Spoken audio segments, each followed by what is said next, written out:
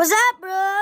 Kakagising ko nga lang nito. Lumabas na nga kaagad ako ng kwarto. Buti na nga lang. 8 nga ang pasok namin ngayon. Kaya naman habang natutulog nga ako, iniwan na nga muna ako ni Mami. Hindi ko namamalayan. Hindi ko na rin pala katabi si Daddy. Ay, tinulungan niya kasi maglaba si Mami. Lagi nga talagang tinutulungan ni Daddy si Mami sa mga gawaing bahay ni Mami. Dito nga sa bahay. Kapag hindi nga busy o kaya walang ginagawa, si Daddy. How sweet, charot. Pagkatapos nga nila magsampay, ginayak na nga ni Mami muna yung baon dito ni Stanley. O, diba? Ang cute. Next naman yung sa akin. Si Mami nga'y gumagawa nitong pork enoki. Dahil alam nga na Mami na super favorite ko nga yan. Tapos naglagay nga lang dito si Mami ng seaweed, barbecue butcheron, mango para sa fruit, at 3 pirasong sponge crunch. Nilagay na nga kaagad ni Mami dito sa bag ko.